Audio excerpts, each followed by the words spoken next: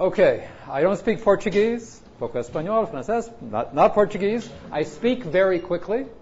The best way to slow me down is to ask questions. So you should feel free to ask questions. I'll really be talking about 3 different papers that I'm going to combine into one talk. So that means if you fall asleep during the first one, you can wake up for the second one. We're starting over again. So we'll start over again twice. So let me give you a sense of what I'll be talking about. So how many people here have heard of Nash equilibrium? Okay, let me remind you anyway.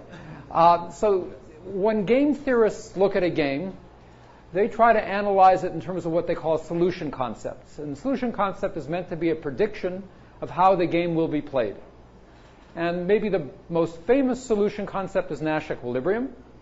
So formally, a Nash equilibrium is what game theorists call a strategy profile. So it's one strategy for each player. A strategy just tells you what to do in every circumstance. So every player has a strategy, tells him what to do. And it's an equilibrium if no player can do better by changing to a different strategy. So the assumption is, okay, suppose everybody else keeps doing what they were doing. I know what they're doing. Can I do better if I change to something else? If nobody can do better, it's an equilibrium. It's a stable situation. So technically, it's a fixed point for the mathematicians in the audience. You can prove that Nash equilibrium exists by applying a standard fixed point theorem. But it's a steady state of play. So the idea of Nash equilibrium has been applied to evolution. That says, it's not now the players are species and it's an equilibrium if no species can do better by changing its strategy. So you can imagine, should I hunt more or not? Should I hide here? So everybody has a strategy, and over time they get into a stable state. That's an equilibrium, right? So often Nash equilibrium gives insight, particularly in biological situations. It's turned out to be very useful. But and the other piece of good news is that Nash proved in his thesis, actually, that every finite game has a Nash equilibrium, so it always exists. Although, in general, you have to randomize to get equilibrium. I'll give you examples. That's the good news. But the bad news is, and this is well known, a long time before I came on the scene, in many games of interest, Nash equilibrium gives, let me say, I don't want to say the wrong answer. I don't know what it means to be a right answer or wrong answer. It certainly gives what seems to be an unreasonable answer, and it certainly does not predict what people actually do. But it's worse than that.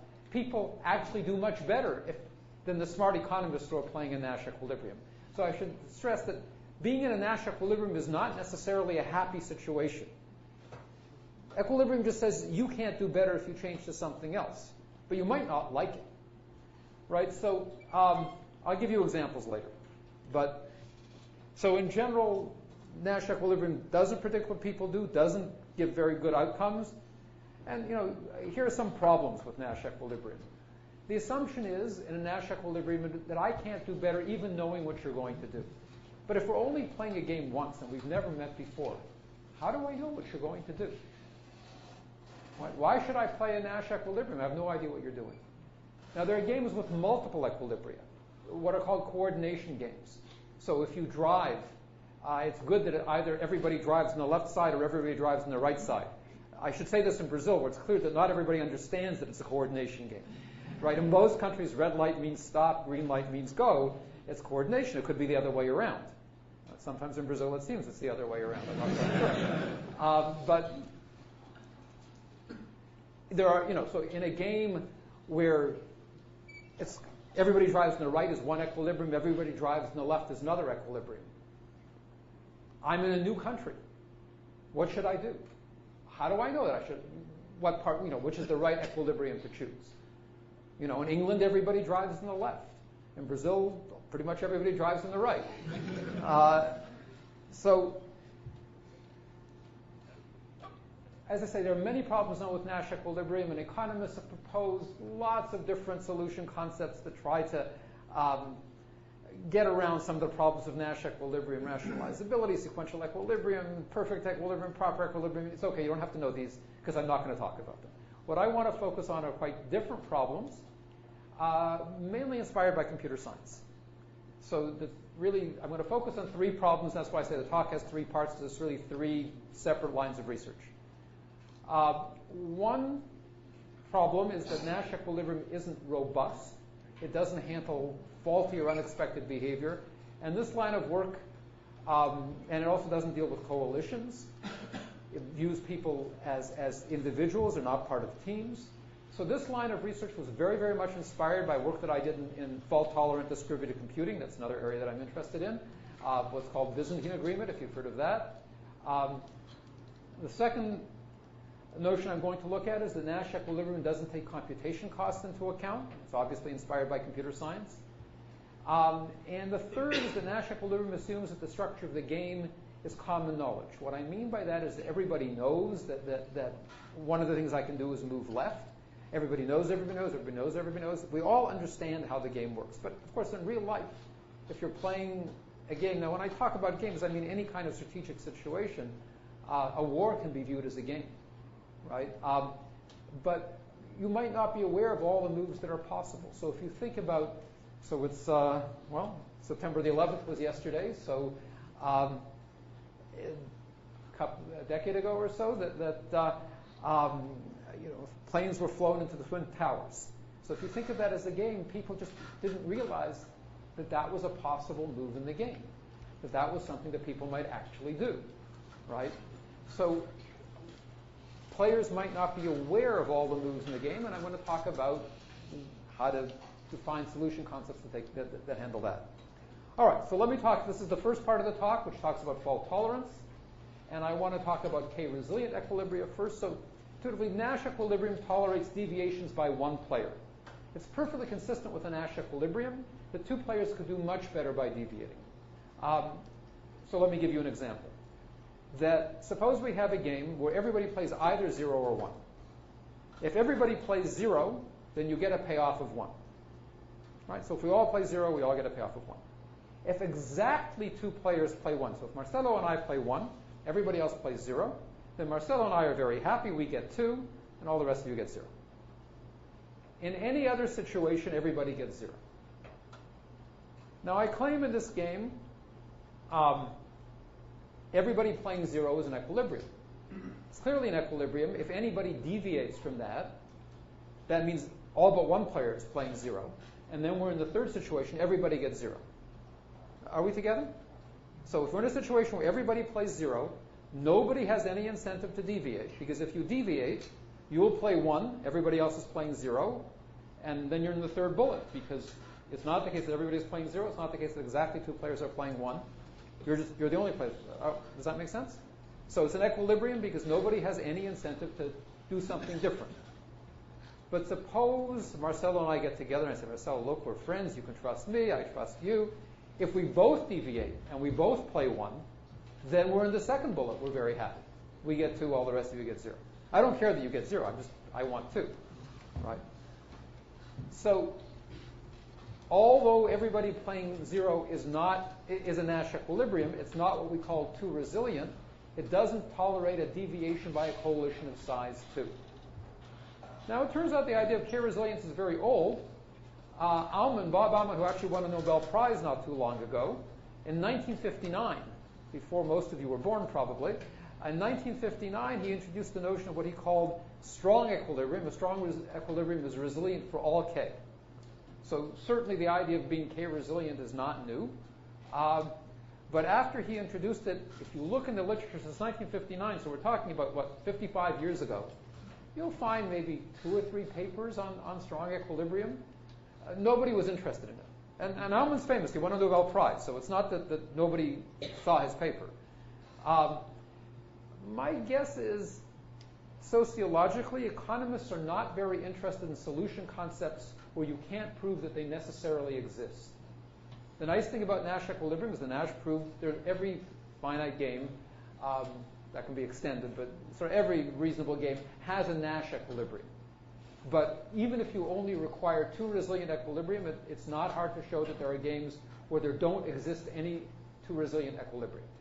So if you think about equilibrium as a prediction of how people will play, well, how are people going to play in a game where no equilibrium exists? So my guess is that sociologically, economists are not interested in notions where you can't prove that they necessarily exist, which is why they never looked at strong equilibrium, because it doesn't exist in general. But I would argue not only should you look at strong equilibrium, you should look at that you need even more. And what I'm going to talk about now is joint work with Itai Baham, Danny Dolev, and Lika Gonin. So let me talk a little bit about irrational players. So basically, Nash equilibrium implicitly assumes that all players are rational. Their goal is to get the highest payoff for themselves. So when we talk about deviation, you would deviate if you could do better, if you could get a higher utility by deviating. Right? So rationality is defined in terms of selfish interest. But of course, in practice, we see people who seem to be acting irrational. So you might say, why are they doing this? Why do people fly on suicide missions and fly their planes into the Twin Towers? Well, you could say they're crazy. Some people did. But you could also say they have a very different utility function. You just don't they're being perfectly rational, but their payoffs are not what you thought they were.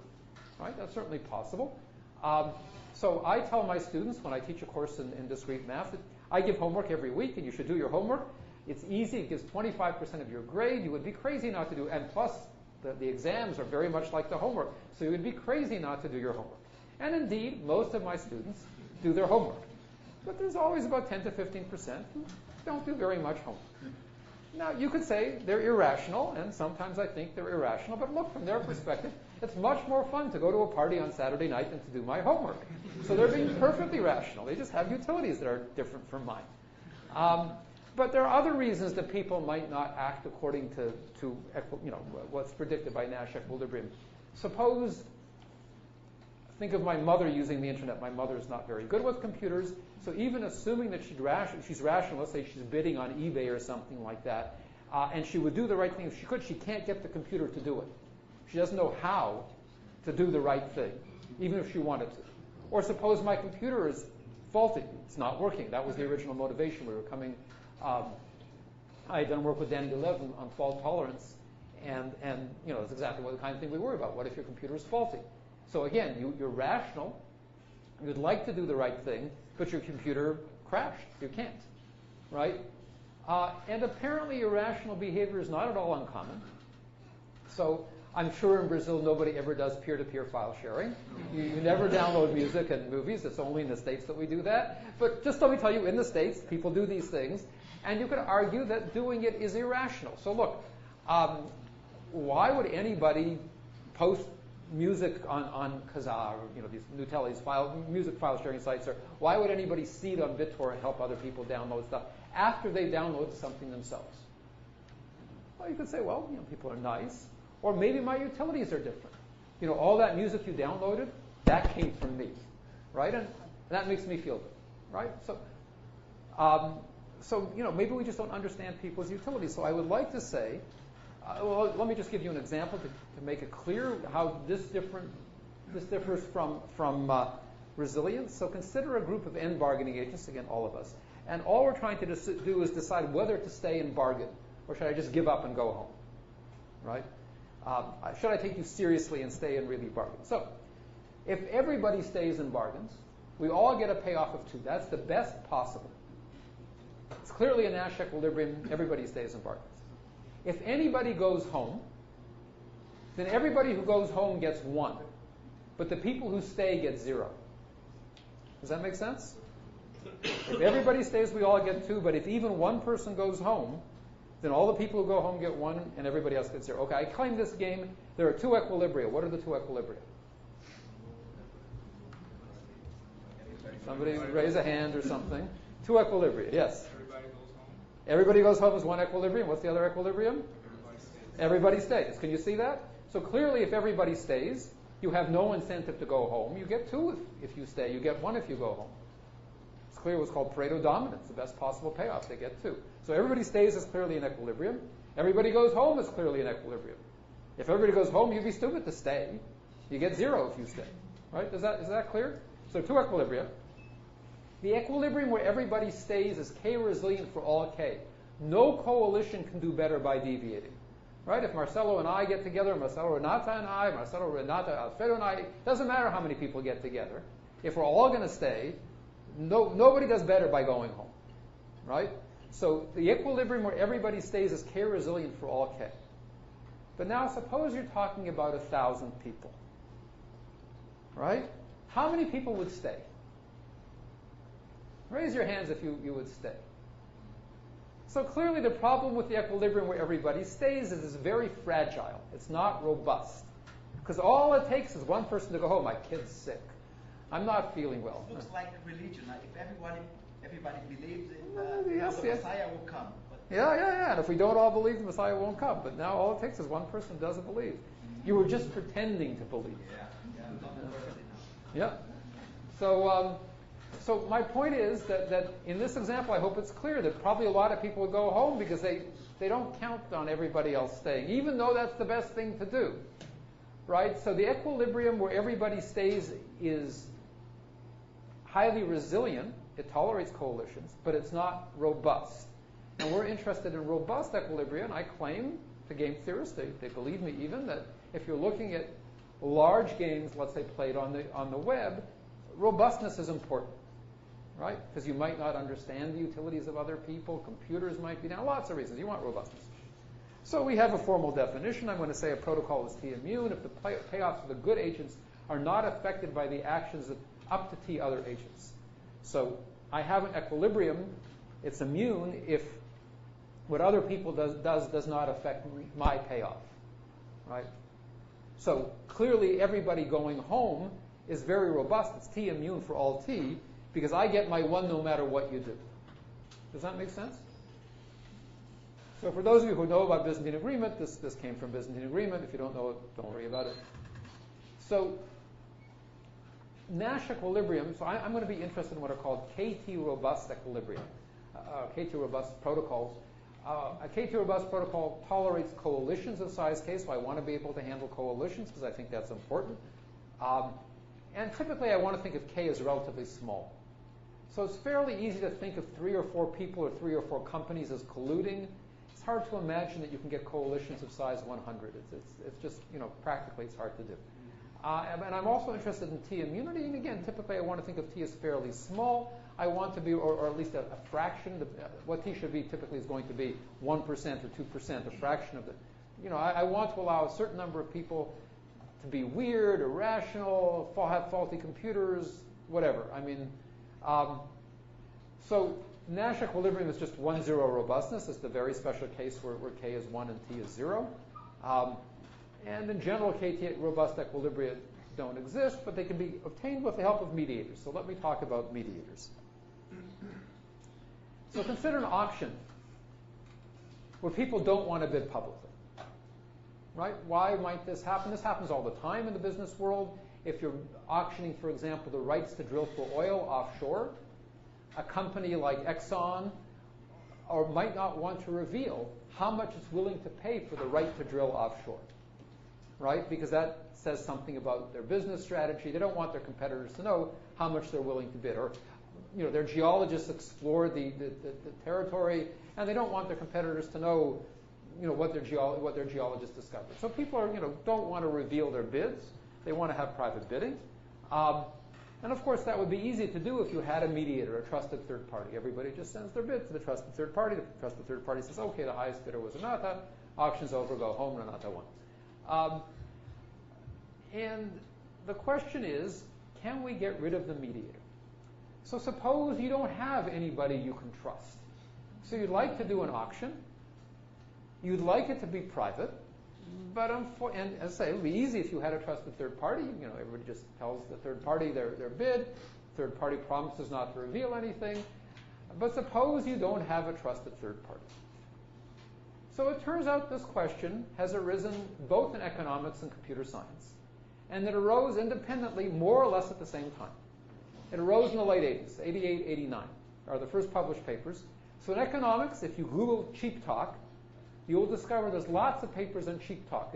So the idea is that can we achieve an equilibrium without the mediator just by talking amongst ourselves? It's called cheap talk because if I say, look, Renata, I promise that I won't reveal anything, but then I reveal it, It's cheap talk. She can't do anything. It's done, right?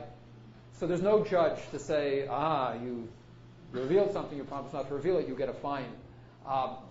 Right? So that's the idea in economics. And in computer science, There's work on what's called multi-party computation that goes back also to the late 80s. Now, it's interesting that both of these lines of work were initiated by very famous people. So Roger Myerson, for example, is an economist. He won the Nobel Prize a couple of years ago, so certainly quite well known. Silvio Micali and Shafi Goldwasser, the Goldwasser-Micali there, just won the Turing Award, so they're very well-known computer scientists. So these are quite well-known lines of work in both fields. Now, implementation means something slightly different in two fields. So economists were very worried about Nash equilibrium. So the idea was, if you could get a Nash equilibrium with a trusted third party, could you get the same equilibrium without the trusted third party? That's what it meant to implement a mediator. And the computer science, they were working in not a model of equilibrium and rational players. They were working in the model I want to call the good guy, bad guy model. This came from work in fault tolerance and Byzantine agreement, that there were some bad players who would lie and cheat and steal, and everybody else was good. So the idea was, could you implement a desired outcome even if a third of the players were bad, or a half, or some fraction of players were bad? That's the kind of, but if you stand back a few meters, they were both communities were trying to do the same thing. They were trying to see if you could do something with a trusted third party, could you do the same thing, in some sense of the word, the same thing without the trusted third party, just by talking to each other. Okay, so I'd say work in both areas started in the late 80s. Very well-known lines of research in both areas. Nobody in economics knew about computer science. Nobody in computer science knew about the economics, although the first paper by Goldwasser, Micali, and Vigderson was called How to Play Any Mental Game. So they were thinking about games. But at the time, they didn't know anything about game theory. Now Silvio Micali, for example, is actively working in game theory. But we came along, whoops.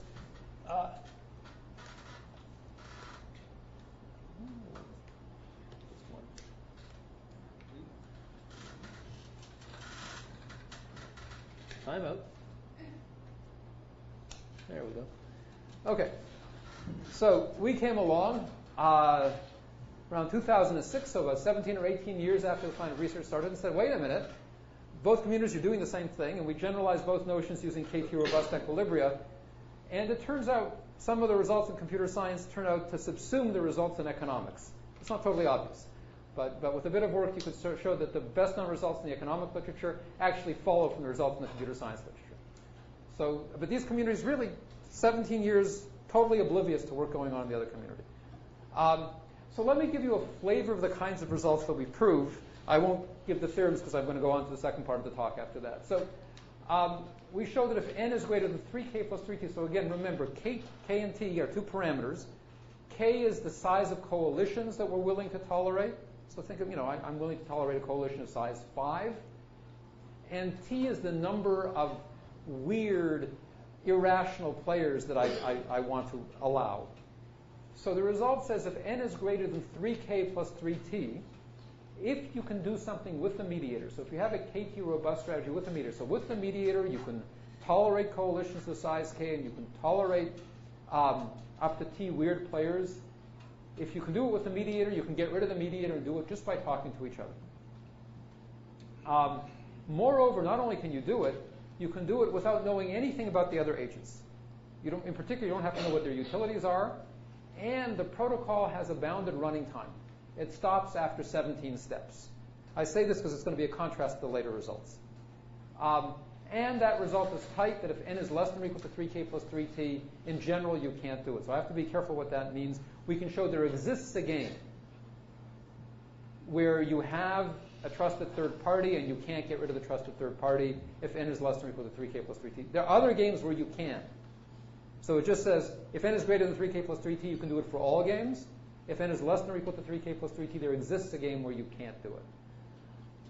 Now we can show if n is greater than 2k plus 3t, and agents know the utilities of other agents. And there's what's called a punishment strategy. So if I catch Alfredo deviating from what he was supposed to do, then I can punish him. So I'm watching him. There's some probability that if he tries to do something different, I'll catch him.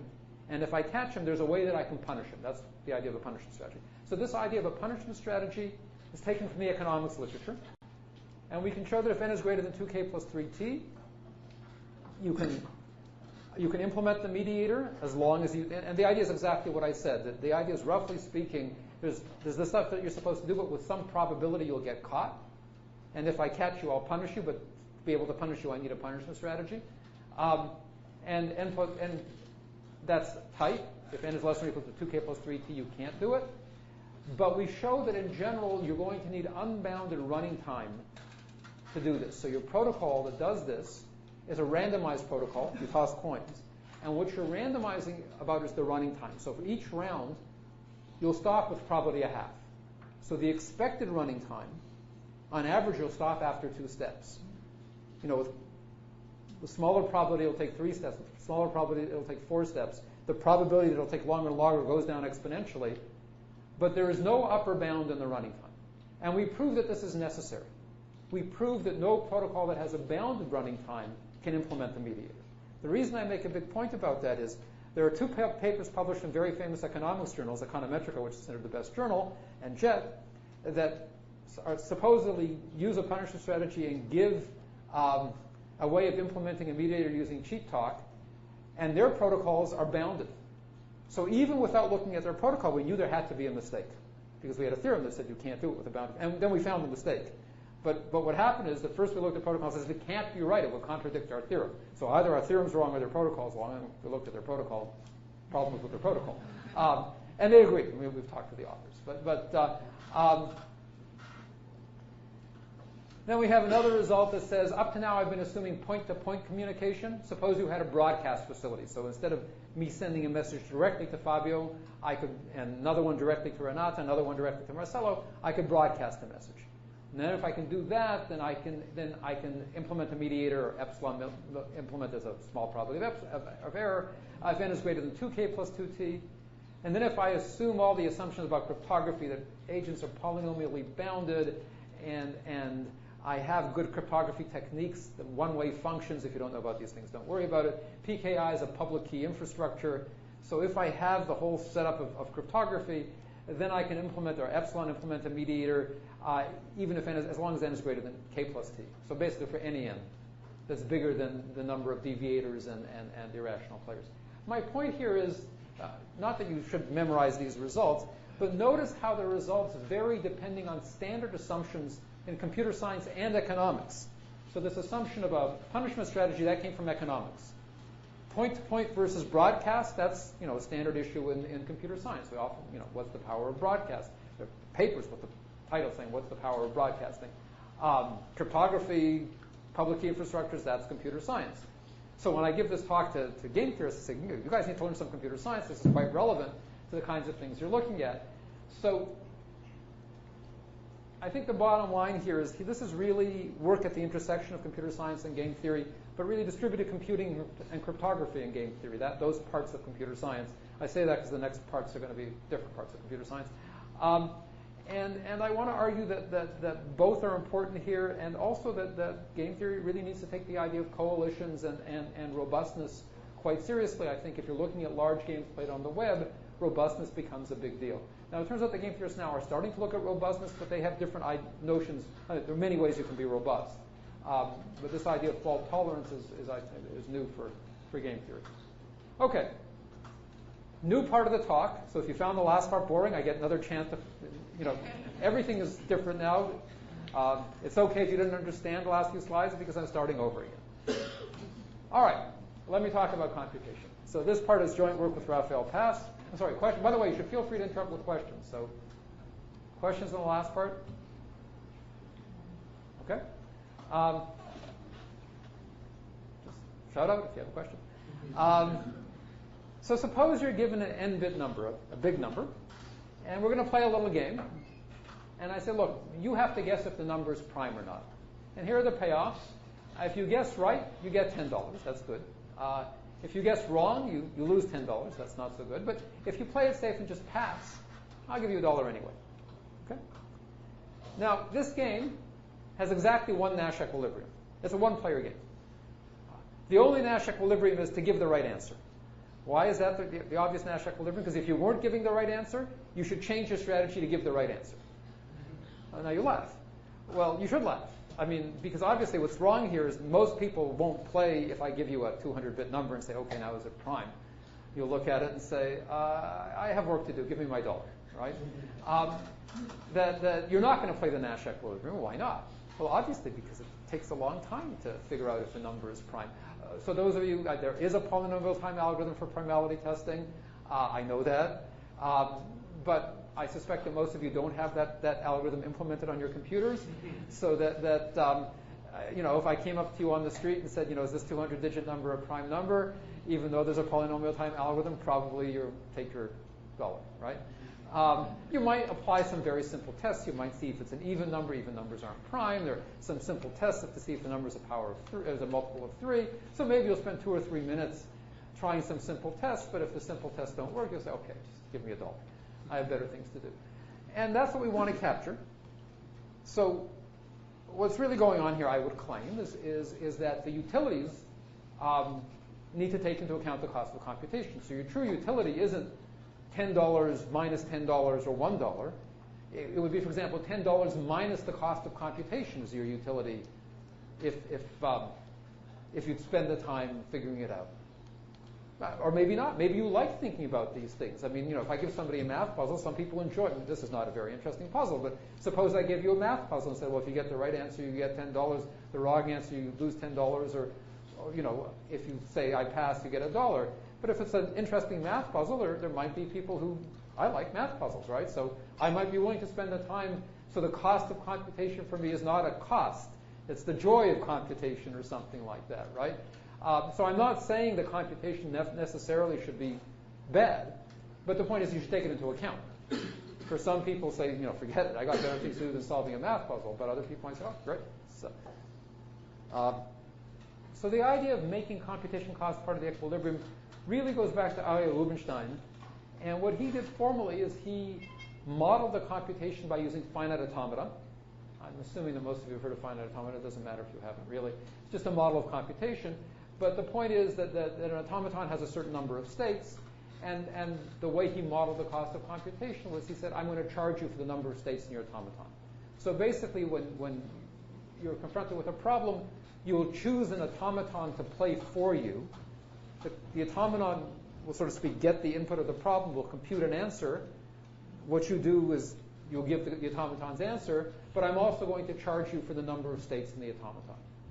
So you might prefer to choose a simpler automaton that has fewer states, but maybe doesn't necessarily give the right answer, to using a very big automaton that has lots of states that necessarily gives the right answer, but it's too expensive. Right? So we have a more general framework. This is Raphael Pathanaut. So let me give you a sense of our framework. So formally we were looking at what game theorists call Bayesian games. Now in Bayesian games, every player has what's called a type. A type is just private information. So your salary might be your type. Or the standard game where the starters were called signaling games, where you're either lazy or a hard worker. Now, your type is whether you're lazy or a hard worker. You know your type. Let's assume that you're honest with yourself. Okay, I admit it, I'm a lazy guy. The employer doesn't know your type. But what the employer knows is a distribution over type. So typically what's assumed is that there's some distribution, commonly known distribution over types. So if you choose a player at random, let's say with probably 1/3 they're hardworking, with probably 2/3 they're lazy. Okay? And it's a game. So by the way, I mean the way these ideas get used in what are called signaling games is somehow you want to be able to convince the employer that you're one of the good guys, that you're a hard worker, you're not lazy. So you go to university and you get a degree. And the claim is that what's the point of going to university and getting a degree? It's a signaling game. It's a way of showing the employer that you must be a hard worker to get the degree. It doesn't matter what you did in university. It's totally irrelevant. The degree is just a signal that you're a hard worker. And that's why you go to a good university, because we know that in some universities the degree doesn't mean very much. So you want to go to USP, and it's a meaningful degree, and to convince the employer you're a good worker. But what you learned is irrelevant. So it's okay if you got a degree in art, let's say. If art is known to be, well, you have to sort of think of something where it's known to be hard work, even if it's irrelevant to what your employer is interested in. So that's the kind of thing that game theorists look at. Those are what are called signaling games. But that's, your type. So it's assumed that Each agent knows the distribution over types. Now, agents choose a Turing machine to play for them. Again, I'm assuming most of you know what Turing machines are, but if not, don't worry about it. Just a model of computation. But the point is that associated with each Turing machine, and think of the type as the input to the Turing machine. So you have a Turing machine, you give it a type, it does some computation on that type, and the output is what you do in the game. Okay? And let's assume the Turing machine halts. So I'm going to associate with every Turing machine and type the complexity of the Turing machine on that type. Now, the way you should think about this is the complexity could be the running time. How long does the Turing machine take to get the answer? It could be the space used by the Turing machine. It could be the amount of randomization the Turing machine does. We allow the Turing machines to toss coins, but I might charge you for tossing coins because tossing coins is cognitively difficult. People don't like to toss coins. I might charge you, I might say, look, let me recommend a particular Turing machine. If you use that, that's free. But if you switch to a different Turing machine, that's expensive. So this is modeling search cost, looking around to find a better way of doing something. It's expensive to find a better way of doing it. The old way is free. To find a new way, that's expensive. So we can model a lot of things using this complexity function. And now the key point is that your utility, so typically in Bayesian games, utility depends on, I'll give up on that. One more time. Now that I've learned how to do it. No, I've done it. My foot when I wandered. Okay, so your utility in a Bayesian game typically depends on the profile of types. So again, in a standard Bayesian game, the utility of the employer depends on the type of the person that he hires. The utility depends on the output, whether or not you hire somebody. But in our case, the utility also depends on the complexities. So the idea is, how many people here have heard of the game of Jeopardy? A TV show where they had the computer playing Jeopardy? So think of Jeopardy. What I want to model here is the trade-off between choosing an approach to give an answer that's quick and dirty. So, you press the buzzer quickly, but you might give the wrong answer, versus thinking a bit longer, then you'll get the right answer. But of course, by the time you get the right answer, the other person has already pressed the buzzer, right? Right, so in Jeopardy, for those who don't know, there are people competing, and there's a question. You have to press the buzzer if you have the answer, but if you don't give the right answer, the next person gets to go, right? So you want to press the buzzer first, but you also want the right answer. So now we want to trade off having a fast algorithm that might be wrong versus an algorithm that's correct but slower. Now notice the reason but my utility doesn't just depend on the algorithm that I use, it depends on the algorithm that you use. Right? Because I don't care whether my algorithm is fast or slow. I just want it to be faster than your algorithm. So if you're going to choose a slow algorithm, I can choose a slower algorithm, right? So the point here is that the utilities depend on everybody's type and everybody's algorithm, and the answer that everybody gives, right?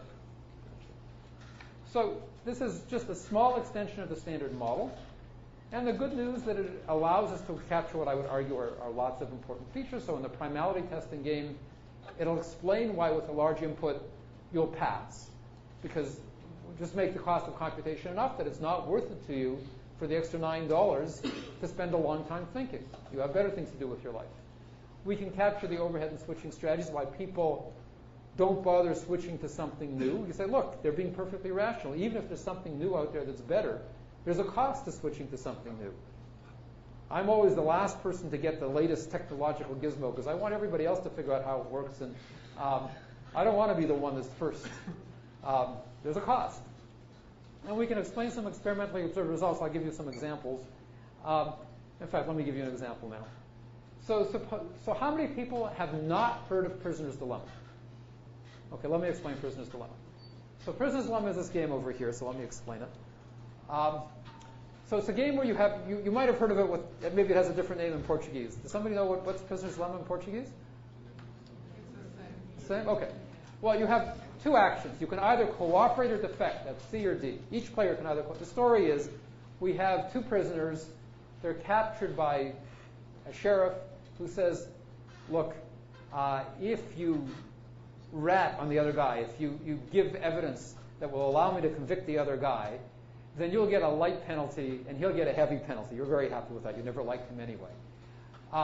If you're both silent, you'll only go to jail for a short time because I won't be able to convict you. But if you both rat on each other, so if you give evidence against your opponent and your opponent gives evidence against you, well, then I didn't need you, and you both get a heavy penalty. So the way to think about this is you can either cooperate or defect. If you both cooperate, you get a payoff of 3 each. This is like saying nothing. If I cooperate and my partner defects, so if I say nothing, but my partner gives evidence, then I get a terrible payoff, -5. I go to jail for a long time, and he gets +5. He doesn't go to jail. He gets to dig up the money that we buried. He's very happy. Similarly, if I don't cooperate, if I defect, and he cooperates, I get 5 and he gets -5. Right? It's just symmetric. Finally, if we both defect, then we both get -1. Okay, why is this game interesting? Well, the thing to notice is that defection dominates cooperation. Whatever the other guy does, you're better by defecting. Let's do that carefully. So suppose Renata cooperates. Okay, she's the column player, she cooperates. Well, then if I cooperate, we'll both get 3. But if I defect, I'll get 5. She'll get -5, I don't care, but I get 5. 5 is better than 3. Suppose Renata defects. Well, if I cooperate, if I'm stupid and I cooperate, if she defects, I get -5. That's horrible. If I defect, I get -1. So no matter what Renata does, it's better for me to defect than to cooperate. Do you see that? I mean, that's what the table says. On the other hand, if we both defect, we both get -1, whereas if we both cooperate, we both get 3. So both cooperating is good if we can get there. The point is that from my perspective, if I'm selfish, if I'm rational in the standard economic sense of the word rational, I say, it doesn't matter what you're doing. Whatever you're doing, I'm better if I defect than if I cooperate. Right? But if we both think that way and we both defect, then we get in this bad situation. Now, the reason that people are interested, economists are interested in prisoner's dilemma, is that many real-life situations can be viewed as a prisoner's dilemma. But they might argue, well, actually, they're actually repeated prisoner's dilemmas. So if you think about, you're negotiating with somebody, maybe you can get an advantage on one particular contract by defecting and sending a bad product, right? You agree to pay me $10,000, and I'll send you something that's not so good, and I don't care, I already got my $10,000, you can't do anything. But if it's a repeated game, we're doing this over and over again, I might say, well, maybe I should cooperate now, because if I defect, he won't play with me again, right? So the economists would predict that in a one-shot game, you should defect. That's what they say, because that's rational. No matter what the other person is doing, you should defect. In practice, people don't defect that much. I mean, there's a lot of cooperation. And they say, particularly, what about if you're playing a repeated game? So what happens if you play Prisoner's Dilemma 1,000 times? Now you might say, well, okay, if I want to play 1,000 times, maybe I should cooperate a little bit, right? Because cooperation is good. I convinced my partner, convinced Fabio that cooperation, that's a good thing. Let's both cooperate. We'll be good. Well, the trouble is, you can show that the only equilibrium in finitely repeated prisoner's dilemma is to always defect. And you can prove this by a backward induction argument. So let's look at suppose we're playing prisoner's dilemma 1,000 times. Let's look at the last step, the 1,000th step. Now, we've already played 999 times. I can't change the past. I'm just looking at what's left of the game, the last step. The last step is like a one-shot game. Defection dominates cooperation. Do you see that? I mean, it doesn't matter what happened in the past, but now we're just playing the game once. It was supposed to be 1,000 times, but now we've already played the first 199. So the last time, it's like we're playing the game once. That's all. And if you play the game once, you should defect, because defection is better than cooperation. Okay. But now I say, well, let's look at the 900, we're stepping back, backward induction.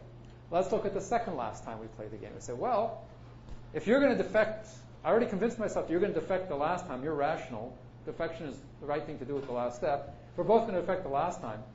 So it doesn't matter. You're going to defect the last time. There's no point in cooperating now. I might as well defect now. Do you see what's going on? Right, because normally you say, let's cooperate at the beginning. Let's try to get some cooperation going, because if we both cooperate, that's good. But the point is, if you're going to cooperate for a while and you're going to defect at some point, when are you going to defect? And you can sort of show by a backward induction argument that the first time you defect is already at the first step. There's no equilibrium. If you defect, so the formal argument that says is let's look at the last time somebody cooperates. So suppose, We cooperate, defect, cooperate, defect. But suppose the last time we cooperate is that Marcelo cooperates at step 963. Well, there are two possibilities. Either I don't cooperate or I do cooperate at step 963, but he might as well defect. He gets a higher payoff. He shouldn't cooperate at step 9, because from then on, we're always defecting. So you can show that if there's ever any cooperation, let's look at the last time there's cooperation, and whoever cooperated the last time is better off by defecting. The only stable situation is where we defect all the way. Does that make sense? It's not hard to prove that formally. Okay. In real life, people cooperate quite a bit. Now, it turns out they've done these hundreds of experiments. So Japanese cooperate more than Americans. Prisoners cooperate more than lawyers.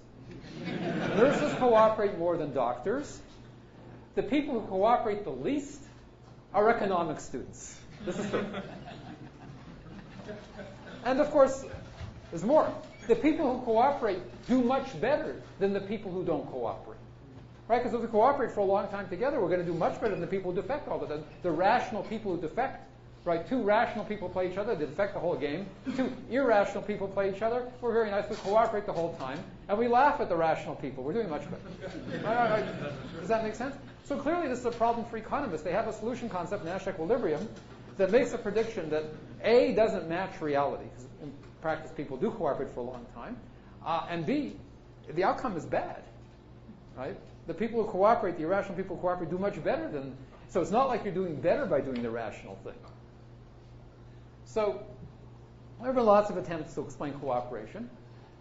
Here's ours. So suppose I tell you there's a small cost for memory. I don't even need to worry about the discount factor. Let's look at the strategy tit for tat. Tit for tat is a famous strategy. It works like this. I start out by cooperating, and then I watch what you do. And whatever you did, that's what I'll do at the next step. So as long as you cooperate, I'll cooperate. If you defect, I can't defect at the same time. I can't read your mind. But if you defect at step 50, I'll defect at step 51. So tit for tat says, I'll pay you back. Whatever you do, I'll pay you back. You just start cooperating, and I'll cooperate. Okay? Does everybody understand? So you start by cooperating, and then what you do at step k plus 1 is what the other person did at the previous step at step k. Okay. Suppose I tell you that I'm going to play tit for tat. I promise you, I wrote a program and then I go home. So I'm really going to play tit for tat. What's your best response? What should you do? You know for a fact, I'm going to play tit for tat. I'm going to start by cooperating. What's the best thing that you can do? Cooperate? Always cooperate? You can do a little bit better than always cooperating. Sorry? Up to the last step. So one thing you can do is always cooperate. If you always cooperate, then we'll cooperate all the way. Right? Because if I'm playing tit for tat, as long as you cooperate, I'll keep cooperating. But you can do a little bit better if you defect at the last step. You cooperate up to the last step and then defect. Because then tit for tat would defect in the next step, but there is no next step. Right? And it turns out that's the best you can do. You can show you're not better by defecting earlier. Okay. Now, that's a fine strategy. There's only one problem with that strategy. You have to know when the last step is. You have to count. So imagine you're playing and somebody tells you, look, we're going to play 1,000 times. Let's start playing 1,000 times. And you do this strategy. And you're not a nice guy. You're willing to defect at the last step. But to defect the last step means you have to keep track of how many steps have gone by with no mistakes here, right? And that's expensive.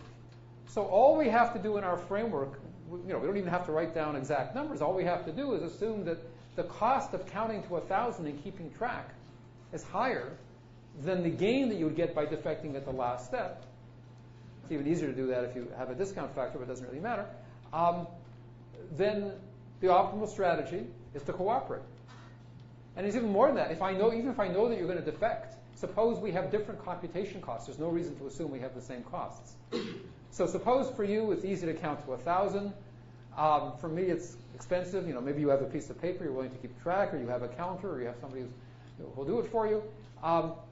Even if I know that you're going to defect in the last step, I still might play tit for tat because it's cheaper for me to play tit for tat, and I'm going to get a higher utility than if I defect earlier, right?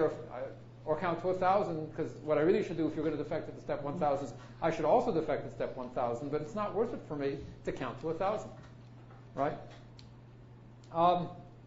So we'd have an equilibrium where we both play tit for tat, or one plays tit for tat, and the other defects at the last step, depending on the computation costs. And I can imagine lots of experiments. I mean, you have to be a little bit careful, but you might say, well, is there a difference to how the game is played if there's a counter showing how many moves there are left in the game? Now, you have to be a little bit careful, because if there's a counter that makes you think about how many moves are left in the game, and somehow you'd like the fact that the counter might influence how you think beyond computation costs. So you have to be careful. I'm not an experimentalist, but designing a good experiment, you have to be, it's non-trivial. But these are quite testable implications.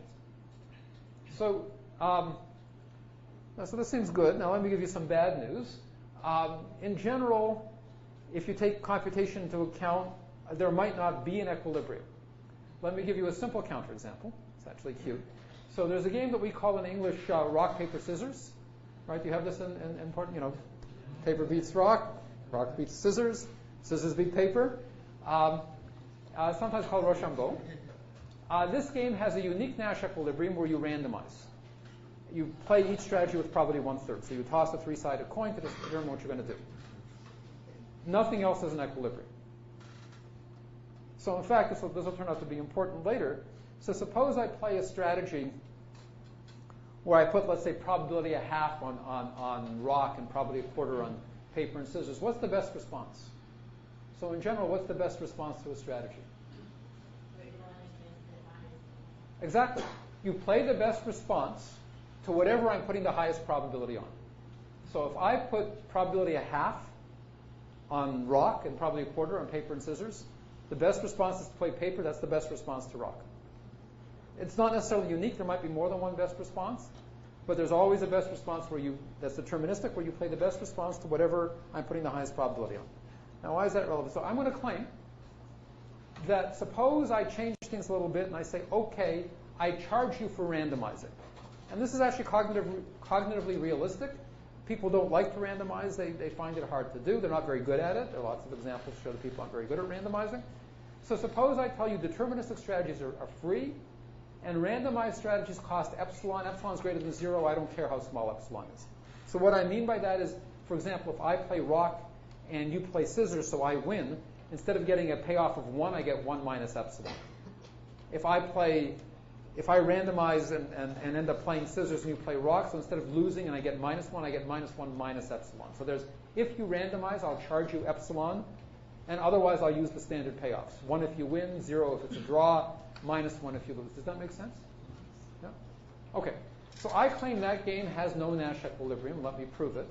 So the first step is to observe, which we already did. No matter what you do, even if you randomize, I have a best response that's a pure strategy, that's a deterministic strategy. It's always a best response to play the best response to whatever you're putting the highest probability on. If you put equal probability on two things, I can take any convex combination. So if you play rock with probability 1/2 and paper with probability 1/2, so the best response to rock is paper, the best response to paper is scissors. So I can just randomize between paper and scissors. And that's the best response. So in general, I always play the best response to what you're putting the highest probability on, but if there are ties, then I can take any convex. So if you play 1/3, 1/3, 1/3, 1/3 rock, 1/3 paper, 1/3 scissors, anything is a best response. No matter what I do, I get the same payoff of 0 if I didn't charge for computation, for randomization. But if I charge for randomization, then it's better to play just rock than to randomize, because I'm charging epsilon for randomization. So that says, if I charge epsilon for randomization, in an equilibrium, I will never randomize. Because if I can always do I can always do strictly better, actually, by not randomizing, because whatever you're doing, I have a best response to that that doesn't involve randomization, and that saves me the epsilon. So that says in an equilibrium we can't be randomizing, and it's clear in rock, paper, scissors, there's no equilibrium where we don't randomize. If you play rock for sure, then I should play paper for sure, in which case you should play scissors for sure. There's no stable situation where we're not randomizing. So, look, to a game theorist, rock, paper, scissors is a trivial game, right? They just say, 1/3, 1/3, 1/3, that's the end of the story. It's called a salad. It turns out, you can Google this, You can buy a book on Amazon that talks about winning strategies in rock, paper, scissors. So if a game theorist wrote that book, it would be one paragraph long, but apparently it's more than one paragraph long. There are world championships in rock, paper, scissors. You can check this on the web. So obviously, even though there might not be a Nash equilibrium, there's something to be said here, and taking computation into account should cause us to rethink things. Let me make one other comment. So it turns out that really the reason we don't get a Nash equilibrium here is because of the randomization.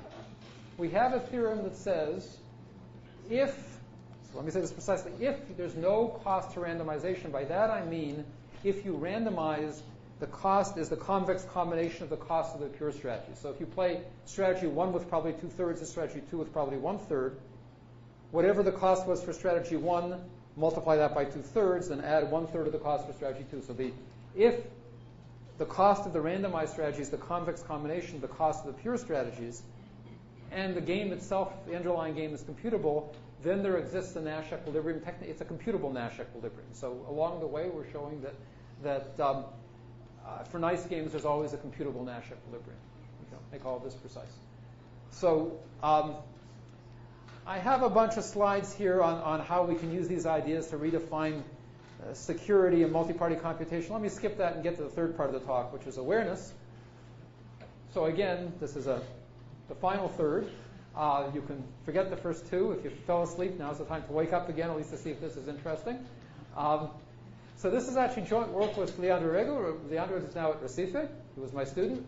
Another Brazilian at Cornell. He graduated. Now he's a professor at the University of Recife, Pernambuco. But this was his thesis. So as I said at the beginning of the talk, standard game theory models assume that the structure of the game is common knowledge among the players. So in particular, I mean the possible moves in the set of players is common knowledge. But this isn't always reasonable. So in a war setting, one side might not be aware of the weapons that the other side has. So if you think of exploding an atom bomb in the Second World War, the Japanese were not aware that the United States had the atom bomb, so that they weren't aware that was a move in the game. Right? So if you think of using a particular weapon as a move in the game, you might not be aware of it. In a financial market, an investor might not be aware of new innovation. So the interesting thing is I gave this talk for the first time before the financial meltdown in 2008 that involved what were called credit default swaps. I don't know what they are in Portuguese, but I can assure you that I had no idea what a credit default swap was before the financial meltdown, and neither did most people, including the regulators who were supposed to regulate these things. So the fact that there was this move in the game that involved credit default swaps was apparently, a move that many people weren't aware of. In auctions in a large network, you might not be aware of who the bidders are and how many bidders there are. So there's lots of games where you don't know important features of the game. So let me give you a simple example. So in this game, it's a two-player game. It's called the game tree. Alice can either play down or across. If she plays across, then it's Bob's move. Bob can play down or across, and then the game ends. Okay, and these numbers here are the payoffs. So if Alice plays across and Bob plays down, then Alice gets 2 and Bob gets 3. And that's the best possible payoff. Is that okay? Okay. So this game has one equilibrium is where Alice plays across and Bob plays down. Perfectly good equilibrium. It's not unique. But suppose Alice is not aware that Bob can play down. That is, from her perspective, the game looks like this.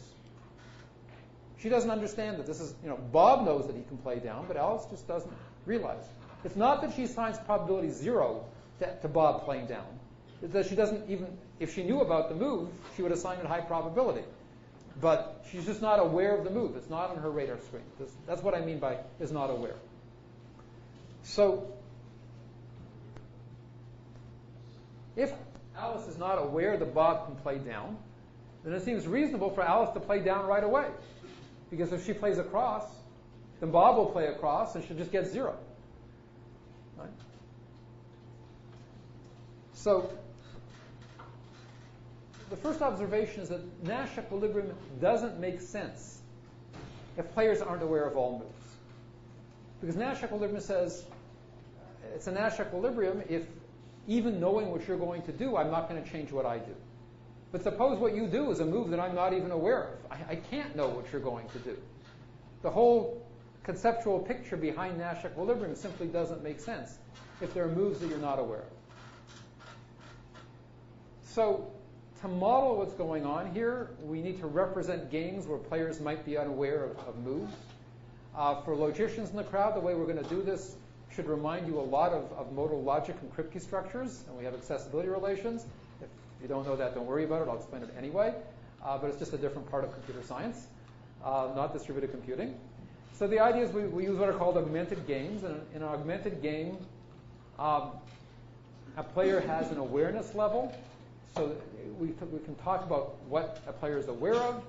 And you can think of an augmented game as describing the game from the point of view of an omniscient model. Let me give you examples. So consider the earlier game, I mean this one. So try to remember that picture. Yeah.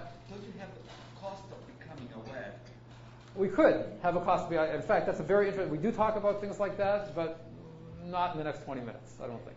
But if we think of awareness, let me actually give you a better answer. If we think of awareness computationally, so I do want to think of it that way, so that instead of just thinking about awareness as not on my radar screen, another interpretation is that if I think of chess, for example, there are lots of strategies I'm not aware of. It's not that I don't understand how the pieces move in chess, it's just that I haven't had a chance to think about it. Now, I could spend time thinking about things. That's, what am I doing in chess when I'm thinking in between moves? If I was a perfect reasoner and had unbounded computation power, I already know that there's a unique win for white or it's a forced draw, so I would just do that. There's nothing to think about. I would just play it. Well, I can tell you I'm not a very good chess player, but what I'm doing when I'm thinking between moves is trying to figure out, well, what can I do, what would you do, and so on. So I'm thinking so I can become aware of more possible strategies. And indeed, if I now combine it with the previous part of the talk where I charge for computation, it's exactly, I would have a cost for becoming more aware. And indeed, one of the things we want to do is combine awareness and computation. So it's actually a quite serious. And it's two different senses of awareness. Yes. One is awareness because you don't have the means to compute, so yes. What we would call implicit knowledge. So they are. So in the very first paper on awareness, which is actually already in the mid-'80s, we talked about various possible interpretations of awareness. And so we're certainly very conscious of the fact. So it turns out in the economics literature, the focus has only been on the sense of awareness. So they read our paper, and so there's actually now a whole cottage industry of papers on awareness in the economics literature. But for some reason, which I totally don't understand, they're focused completely on the first interpretation where it's awareness is not on my radar screen. I don't understand the concept. And I'm trying to convince them, actually, the computational notion is at least as interesting. So the basic framework I'm talking about now makes perfect sense no matter how you interpret awareness.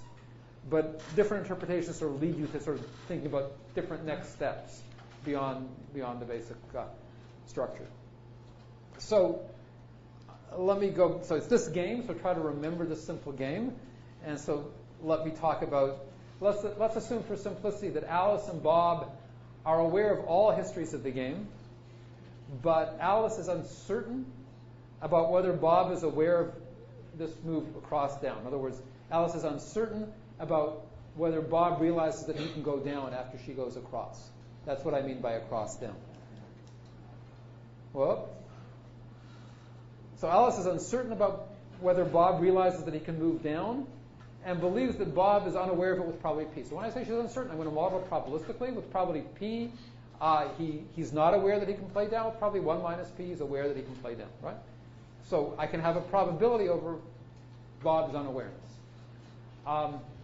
If Bob is aware that he can play down, then he's aware that of all the histories, and he also thinks that Alice knows all the histories. He doesn't have to. He might think that Alice is unaware of things, but let's assume. But he knows that Alice is uncertain about his own unawareness level, right? So I'm now thinking about, well, if I'm aware of this, what does Alice know? What does Alice know about what Bob knows? So it's very much what I know that you know that you're aware of that I'm aware of. So it's very much for people who know about Kripke structures, that's where they're coming in. So to make this precise, we need to think of 3 augmented games, which will turn out to be the worlds in the Kripke structure. So in one game, that's the real game. That's the game that we had at the beginning. This is the game from the modeler's perspective. Alice and Bob are aware of all the histories, but Alice considers it possible that Bob is unaware, and the way I model that is like this. So think of this as nature's move, and nature says, with probability P, Bob is unaware that he can move down, so there's no down edge there. And with probability 1 minus P, he's aware that he can move down. So from Alice's perspective, this is modeling what's going on from Alice's point of view, that with probability P, Bob realizes he can go down. Probably P, he doesn't realize he can go down. With probably 1 minus P, he does, right? That's the idea. Now, if Bob doesn't realize that he can go down, then he thinks this is the game. He's just not aware that there's a move down. So this is Alice's view of Bob's view. So the idea is that to fully represent a game with awareness, we need all these different augmented games. Think of them as being the worlds in a cryptic structure, and we need to have technically accessibility relations. So let me make this precise. So a game with awareness, I have a bunch of games. Each game represents the point of view of one of the players. So this is Alice's view of Bob's view, Alice's view of Bob's view of Alice's view. So that's the so it's a collection of games. And one of them is going to be a special game that's the model's view of the game. For those of you who think about cryptic structures, this is like the actual world. And this, for those of you who know about cryptic structures, is the accessibility relation. It says, look, suppose in fact we're in this game, gamma plus, and we're at history h. That means we've reached this point in the game. The history is just where you are in the game, because the game is a tree. So it's a path, it's a prefix of a path in the tree. Well, if you're at this point in the game, you think that you're in this game, and you're in one of the, so I is what game theorists call an information set. It's a set of histories. It says, look, I think we're playing this game, not this one, because I'm not aware that Bob can move down, so I think we're playing this game. And I'm not sure where we are in that game. We're in one of the histories in H. So I is not a single history, because you might not know where you are. It's a set of histories that are meant to represent your uncertainty about where you are. So that's the formal model. Let me not go into technical details, because it's already been over an hour. But let me give you some, I think, important intuitions. So when you're playing a game, so suppose I'm smart. I know the actual game we're playing, but I think Marcelo isn't aware of certain moves. So when I say I'm making a best response, I'm going to make a best response to what I think Marcelo is doing, but I'm going to make a best response to what Marcelo is doing in the game that I think he thinks he's playing. Let me say that slowly. But I'm going to claim that's the right thing to do, right? I know we're playing this game where Marcelo can defect. So let me give you some background. And so in fact, one application of awareness has been to repeat a person's dilemma, where they've looked at a player, suppose with very small probability, Alice doesn't realize that she can defect. She's just not aware of that move. Now, in fact, let's say in fact she is, but suppose everybody thinks with very small probability she's not aware. Also, and we're going to play Person's Dilemma 1,000 times, if any of us defects, then Alice will realize, I can defect too. So what are we going to do? Alice is going to cooperate. She's going to pretend, although we all think it's a low probability event, she's going to pretend that she's not aware that she can defect. And all the rest of us are going to go along with the pretense that we'll all cooperate. Happily, we prefer to cooperate, because it's actually an equilibrium, for those who know about it, it's even a sequential equilibrium, to cooperate up until towards the end of the game. You defect some steps before the end of the game. The number of steps before the end of the game depends on the probability that you think Alice is not aware of defection, but it's independent of the length of the game. So this says that if you have a game where there's a very small probability that one of the players doesn't realize that she can defect, but she'll realize it as soon as if you ever defect, and she'll say, oh, well, I can do that too, then you can get cooperation for a long time, right? But the point is, once you have this lack of awareness, you also need to think about strategic implications. For example, if I defect, will Alice realize that she can also defect? Maybe not. Maybe she'll see me defect and say, well, he can defect, but I can't defect just because he can defect. Maybe if after I defect 3 or 4 times, she'll say, wait a minute, he's already defected. Maybe I should check to see if I can defect too, right? So we can model all of these things in our framework. They're different. They're different games, right? In one case, Alice realizes that she can defect as soon as you defect.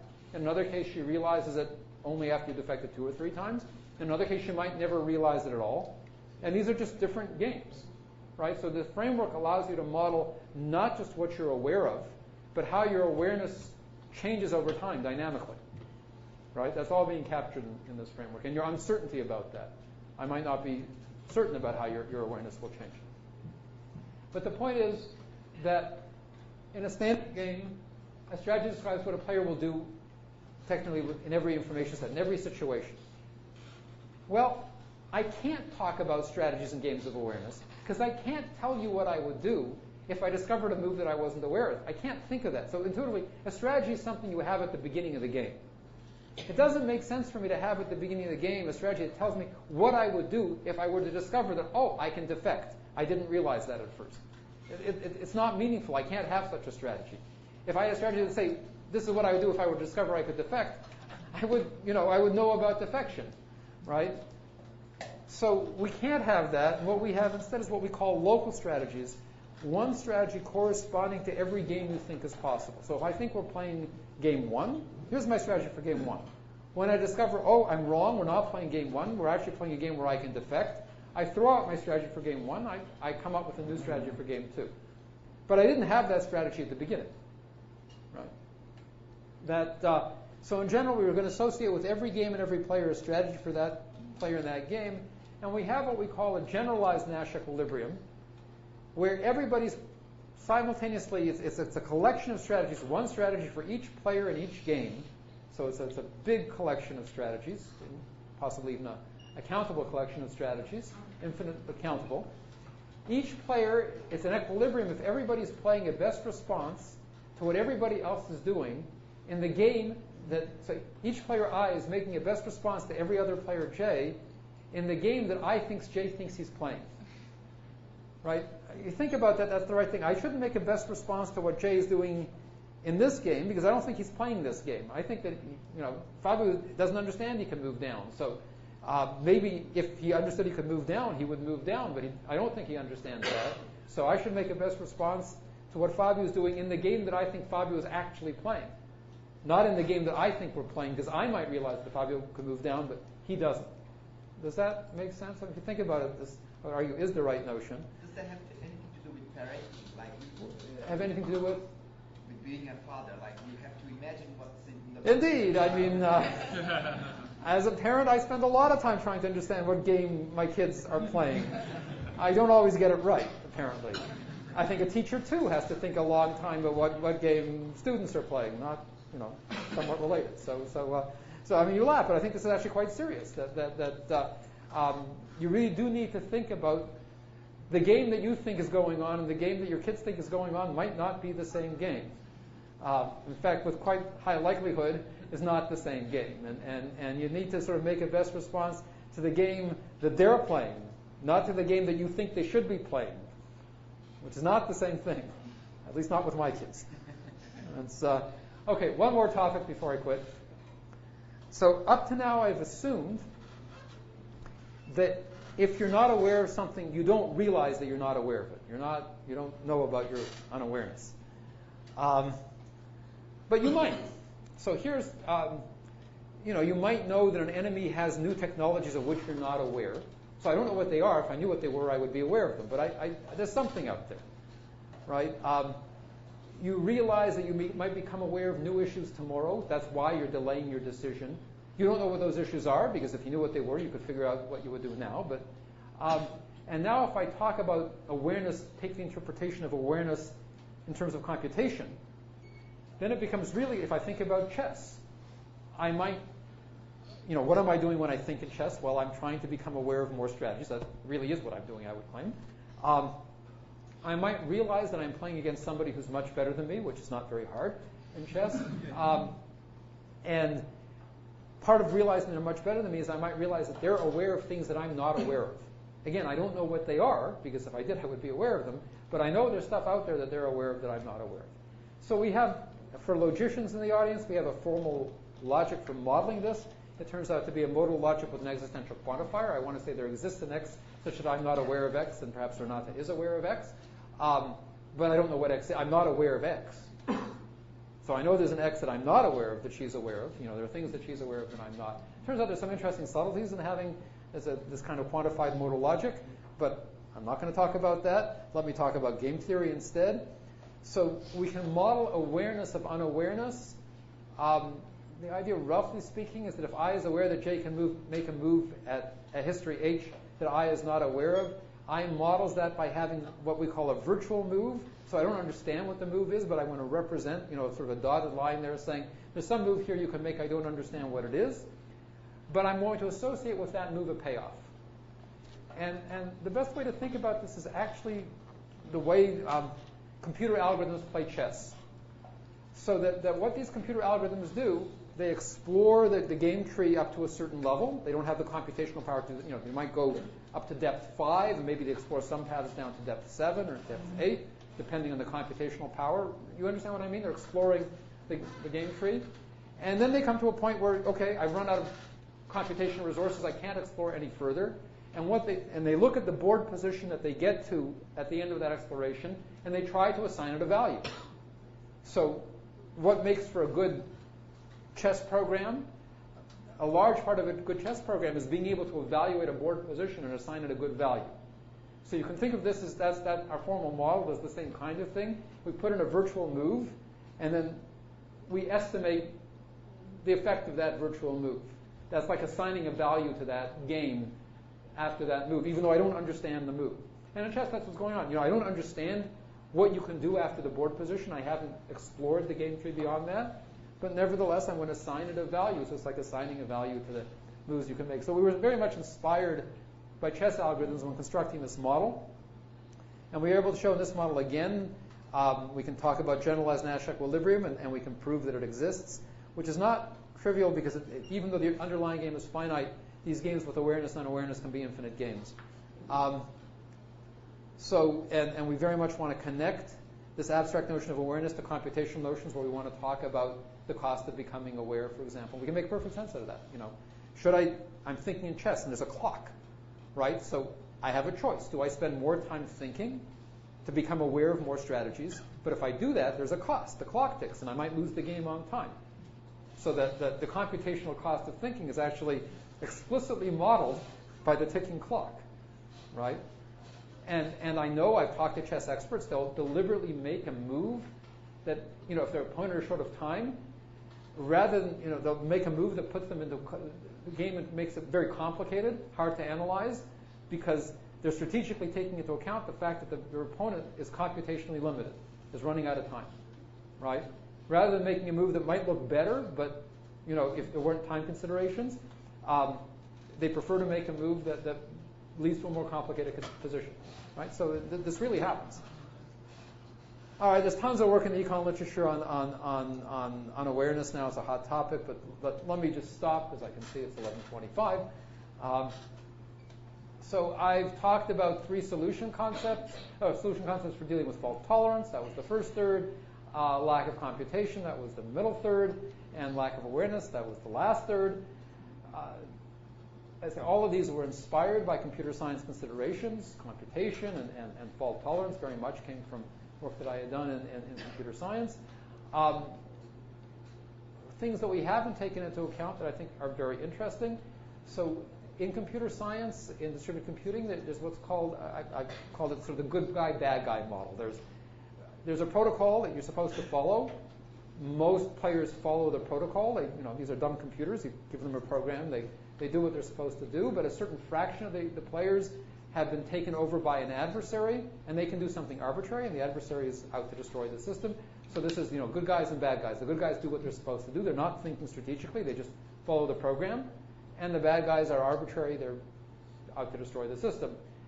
So we focused, the notion of fault tolerance, if you like, focuses on the bad guys. But suppose I tell you, look, if you recommend an algorithm, people will follow it if it's a reasonable algorithm. So you tell people, look, don't send your job to the printer. You can give your job a priority when you send it to the printer. If it's a really important job you need right away, give it high priority. But otherwise, be nice to everybody else. Don't give it a high priority. Now, of course, you're looking at it and you have a job and you want to go home. It's not so important. But you prefer to have it now. So you could give it a high priority. Now, we'll discover that if a lot of people start giving their jobs high priority, the system will break down. We'll get a prisoner's dilemma where nobody's cooperating, but people do cooperate. And the question, so what I'd like to say is, well, suppose we assume that a certain fraction of people in the world are nice, and they're going to cooperate. If you give them an algorithm that's reasonable in the sense they don't feel like they're being taken advantage of, then they'll cooperate, as long as other people are cooperating. I mean, I need to make that precise. I'm sure that in that case, under that assumption, you get a new solution concept, and you get some behaviors that would not be predicted by Nash equilibrium. So we're not assuming that everybody's out to maximize their own utility. People will be nice, as long as other people are nice. And the question is, okay, what's the appropriate solution concept in that case? If you're willing to allow some players who are willing to be nice. There are also games where it's not that there are just good guys and bad guys. There's sort of some standard deviations. So you might know, just because you're a system designer, you're a system admin, and you might know, look, these are standard behaviors I see. They don't make sense, but I understand there's a certain fraction of people are just going to act a certain way. Just as an experienced teacher knows that these are the kinds of things you can expect from students, right? So we had a system we called the script system where there was virtual money. And although it was virtual money, like monopoly money, it didn't mean anything. I predict in the real world they're going to be hoarders who like to take the money and collect money and say, I'm a multi-billionaire, even though the money is just pieces of paper, and other people like to give money away. So you get these irrational behaviors of hoarding and altruism, but they're behaviors you can understand. Another issue, up to now, I've assumed the system is synchronous. So synchronous means there's a clock, there's time 1, time 2, time 3. We all move at time 1, then we all move at time 2, then we all move at time 3. In distributed computing, it's much more standard to assume asynchrony. A lot of our results, for example, our results on implementing a mediator from the first third of the talk, depend on the system being synchronous. They fail if you have asynchrony. We know from experience with sort of related results in distributed computing, asynchrony makes a huge difference, and the results are very, very different. It would be interesting to understand the effects of asynchrony in game theory. I think that's actually an important topic. Markets are asynchronous. There's no clock out there, right? We like to understand the notion of having computational equilibrium in extensive form games where computation happens during the game. This is precisely there's a computational cost to decreasing awareness. So these are all issues that I'd like to look at, and I see it's 11:28, so it seems it's a very good time to stop. So that's it.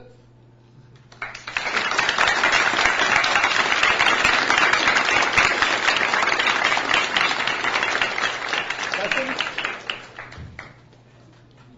Yeah. In your awareness lack of awareness, is it difficult to model bluffing, for instance?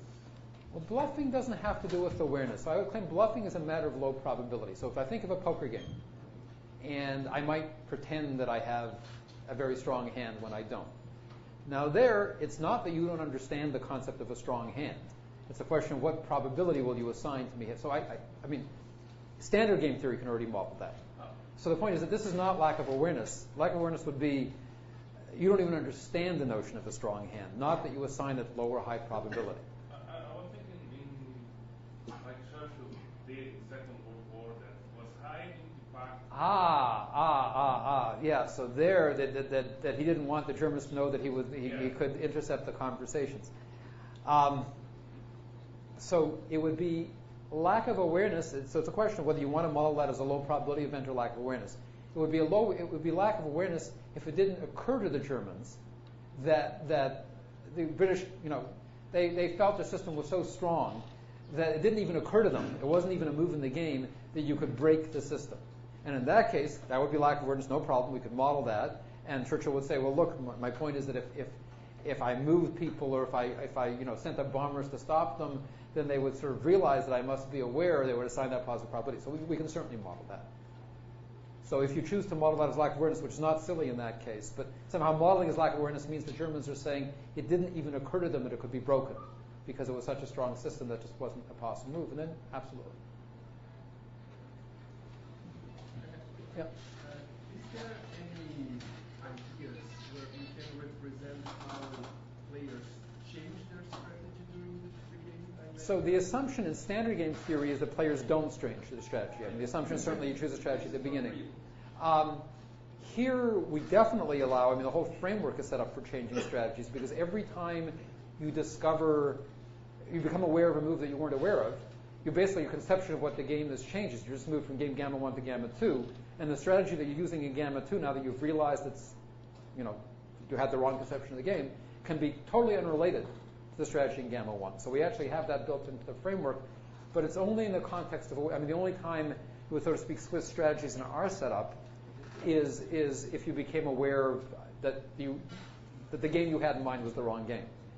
Now, it seems to me that one thing we've been talking about is once you think computationally, you can certainly imagine a Turing machine that says, look, I'm not going to commit to a strategy now. I'm going to think, or I'll wait till tomorrow and then I'll see what happens and I'll think, so that what you have at any point, it's not so much that you're switching strategies, but what you have is, if you like, a partial strategy.